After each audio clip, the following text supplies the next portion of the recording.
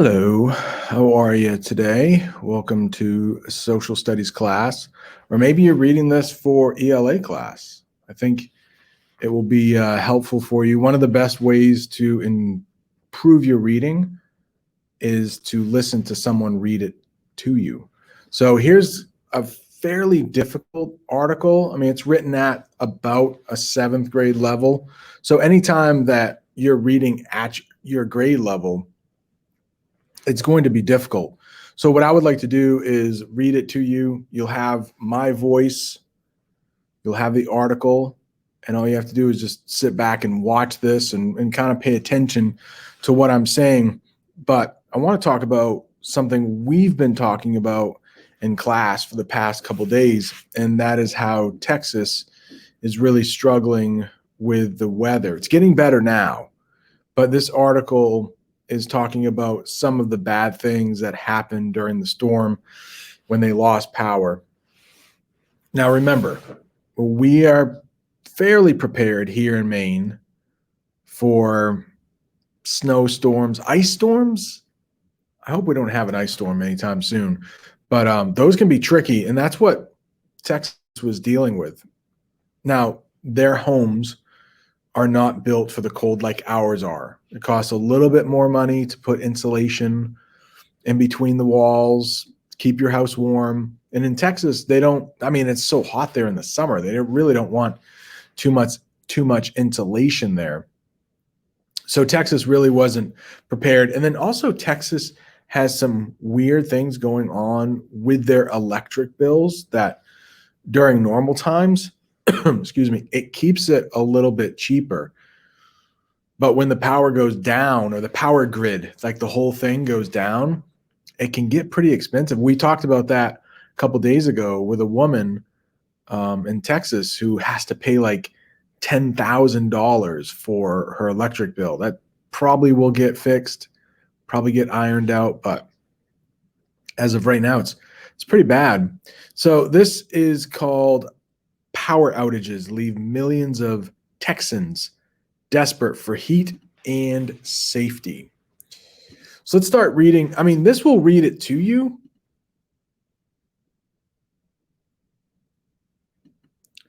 But I'm hoping that like my voice is better for this. So it is written at, oh, it doesn't say it here, but it's, oh yeah, right up there. It's like 1060. So the Lexile level is 1060. It's right around seventh grade reading level. So one great thing you can do before reading an article is obviously reading the title, just like we did, but also take a look at any pictures and any captions, because those things will provide context. It will help you out. So right here we have a license plate with the state of Texas, and you can see some icicles dripping.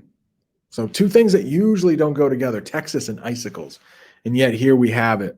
And this caption says, icicles hanging off the front of a vehicle after the temperature falls below freezing in Texas. As Texas utility operators and politicians squabbled over responsibility for load shedding and rolling blackouts on February 16th, many residents scrambled simply to stay warm and alive. Now, before I read this, I didn't know what load shedding was. But luckily, oftentimes when something new is introduced, just stick with it and they will probably tell you what it is. So look at this right here, this next sentence. Load shedding is the practice of reducing the power to an area to prevent the entire power system from getting overloaded and failing. So what is this? Can I make it? Ooh, I didn't know I could do that. I can highlight. So that is providing context. That's telling you, okay, maybe you didn't know what load shedding is, but we're going to tell you right in the article. So load shedding, that's when the power company, whoever regulates the power, they decrease the power going to that area. So you might not be able to run everything you need. And later on in the article, we'll see that there are some things like medical things, medical machines that you might need to run. So this load shedding that the power company is doing indiscriminately, we'd say, just they're not even like thinking about the people in there. They're just telling everybody like, hey, you're done. You don't get as much power as you used to. And this is actually worse. Rolling blackouts, and think blackout like dark. Rolling blackouts are planned power outages that rotate from area to area during times of high energy use. Let's make this red. Boom. So rolling blackouts, like they cut your power off. The power company is like, hey, this is we need to conserve this energy here. So yeah, you're done. And they might do that every so often. Okay, no power here. In other countries, that happens quite often. In the United States, obviously, it doesn't.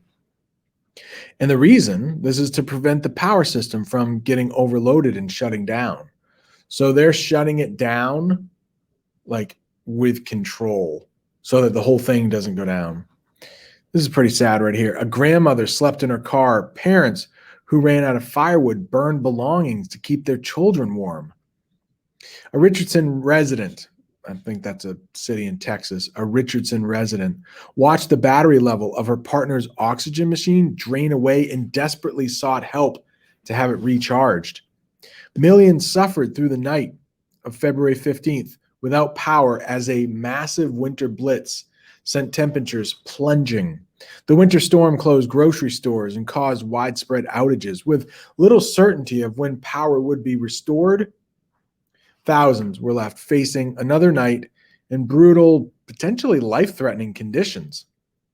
Meanwhile, politicians were angrily blaming the state's electricity grid operator. So politicians are saying, it's your fault, people who control the electricity. At least 10 deaths have been linked to the disaster.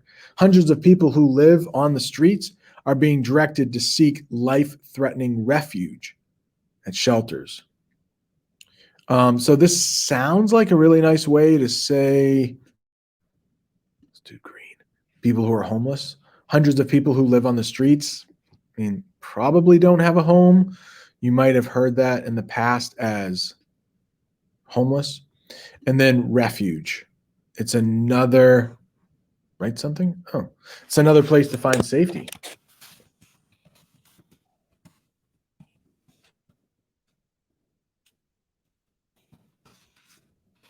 Safety. I don't need to share it though. Hopefully I'll say it. So refuge. They're finding some refuge. And actually, in English class, not in social studies class, we were talking about the difference between immigrants and refugees. Refugees are people who leave a country because of safety. It could be because of a war, and an immigrant leaves by choice. So if I decided to move to Canada by choice, I would be an immigrant. But right now, there's a war going on in Syria, a civil war. So if a person from Syria wanted to leave Syria because of the war, they could be considered a refugee. Texas residents said the storm and the collapse of the state's power system had snapped what mental reserves they had left after 11 months of a global health crisis. The COVID pandemic has cost thousands of jobs and claimed more than 40,000 lives in Texas. I'm back. Yeah, I forgot. You can't see my face when I was explaining refugee and immigrants. But basically, what that last part was saying that for the last year or so, Texans, we all have, but Texans have been dealing with the COVID pandemic. 40,000 people there have lost their lives because of COVID, and a lot of money is being lost. So now, on top of like the economy not doing well in Texas, you have people needing help. Hopefully, the government will be able to provide for them some help that they desperately need. All right, what's going on here? Let's just get rid of me.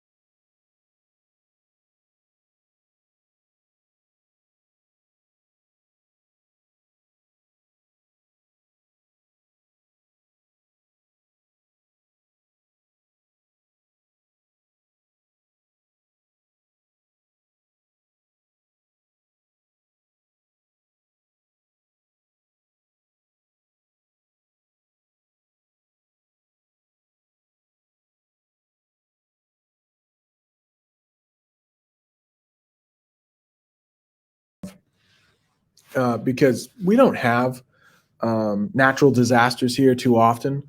But sometimes when they say, hey, you need to evacuate an area, like when there's a hurricane coming, you need to evacuate. When you are moving away from your home further from the coast, there are often people, tons of people, trying to get the same hotel rooms. So it's not as easy. That's why when you might hear on the news, some people decided to stay put during a hurricane.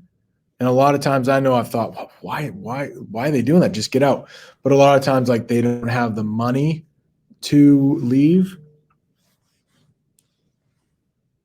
I'm getting a call right now, potential spam. I think I'm going to let that, let the voicemail pick it up. Potential spam. So, everybody in Texas was probably trying to find safety, and there was none to be had. Didn't seem like, unfortunately. All right. Right here. Instead, they nestled a futon mattress and every comforter they owned near the fireplace and slept in a pile until 3 a.m. when the couple noticed the fire was dying down. In desperation, Blake pulled a piece of canvas artwork off the wall of their Portland, Texas home and snapped it. There was no alternative to keep the heat going, she said. It was the most helpless feeling as a mom, watching her 4-year-old and her 7-year-old sons sleep blissfully unaware of what their parents were doing, Blake said. Well, that's at least good that the children didn't know. The parents were in a desperate situation. The bare minimum is providing them with shelter and warmth and food. That's our bare minimum job as parents, she said, growing emotional. It was just heartbreaking to know that these boys are going to wake up freezing, that they were going to wake up cold. I would have broken every belonging that belonged to me to prevent that from happening. Medical issues make situation even harder.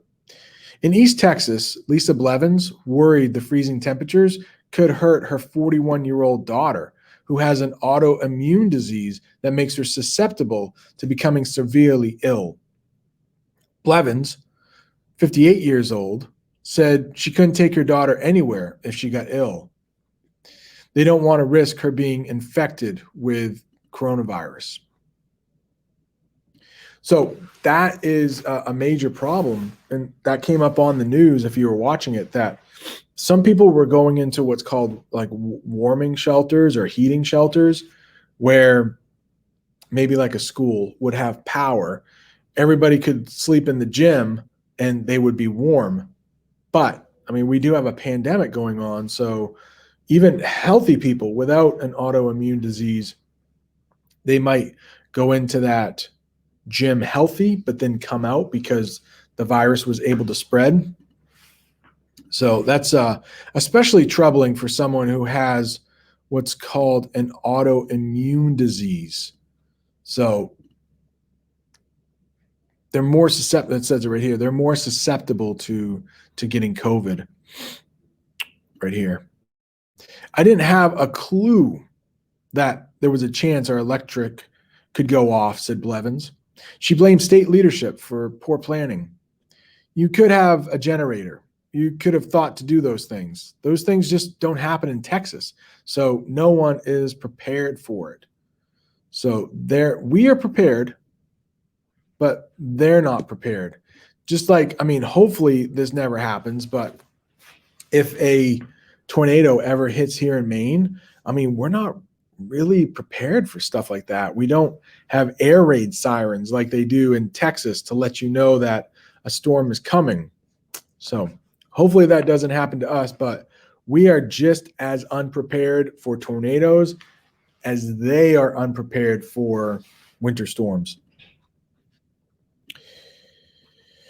Next part right here is, wait, did I read this part? The power outages have proved particularly disrupted for those who need to charge medical devices. Ashlyn Hoffner in Richardson called emergency responders around 4:30 a.m. as her partner's oxygen machine ran low on battery. The machine, which must be charged every few hours, kicked into a backup mode after the power at Ashlyn Hoffner's apartment went down earlier last week.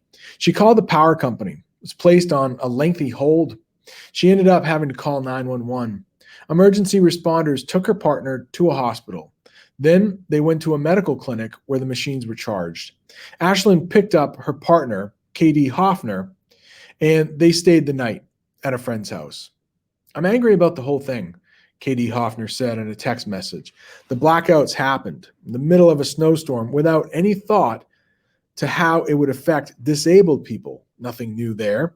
We're also going to have to throw out food because our fridge hasn't been on for 2 days.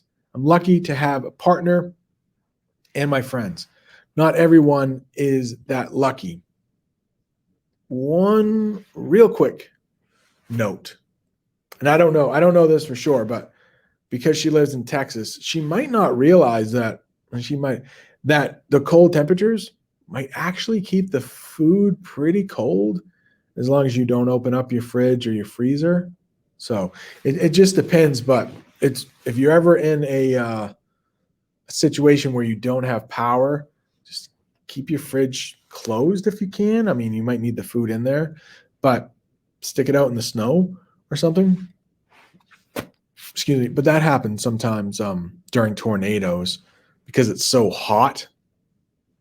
It happened to my wife's family quite a few times. They've lost houses because of tornadoes, and one of the first things to spoil would be the meat in your fridge because it's so hot. But it's a little bit different in Texas right now because it's just a little bit colder there. Let's see. Okay, right here. If you can see my cursor. Right here. Nobody had anything for us, really, Ashlyn Hoffner said of the government's response. So we ended up having to fend for ourselves, which is really frustrating. Many fault the government for not warning them power could be out for days, while the state was swept by freezing temperatures. While most houses in Texas are girded for the sweltering summers, they're not always insulated to protect against the cold winters. Plows and salt used in states that routinely get snow, not common in Texas. Blake, the mother of the 4-year-old and the 7-year-old sons, said her family felt fear. My husband and I are fearful that we may endure another night with no power, and we've run out of options, she wrote. When I was in school, I remember talking about the Great Depression and seeing a picture of people burning money to stay warm in our history books. At this point, I wish I had the $400 on average I spend a month on my electricity bill to burn. At least I would be able to keep my children warm. Their power was restored the afternoon of February 16th. Almost done here. We're the lucky ones. Other Texas residents said they felt relatively lucky to have a roof over their heads and food to eat, even if they were freezing without heat or electricity. Sergio Tristan said the power went out in his Austin, Texas neighborhood in the early hours of February 15th. His family had prepared by buying food. They had also covered their pipes so they wouldn't freeze. They were expecting a small power outage. They did not expect the 38 hours without electricity he and other residents had experienced by the evening of February 16th. He said his family has recharged its phones in their car every 25 minutes. After almost 4 days of bad weather, Tristan said the novelty, or like the newness of icy weather has begun to wear off. And now the biggest concern is warmth. He said his 2 small kids, age 7 and 2, are wearing 3 layers of clothes. The family tried to stay warm while buckled down in one room. I can literally see my breath in my house now. We've got to be in the 40s inside my house, easily, Tristan said. But we're the lucky ones, right? He added. We're lucky to have a home, to be inside. We have some food that we prepped a little bit. Prepped, it's kind of like short for prepared, that we've prepped a little bit. I think there's just a whole community of people who are not being serviced properly. All right. That's 20 minutes of reading, 21 minutes and a half. So I hope that helped you. I think if you maybe read this again. I mean, if you want, it's really going to help out your reading. We discussed it as we read. So hope this helps. Got to put the work in to become a better reader. And I hope this helps a little bit with you for doing that. Become a better reader.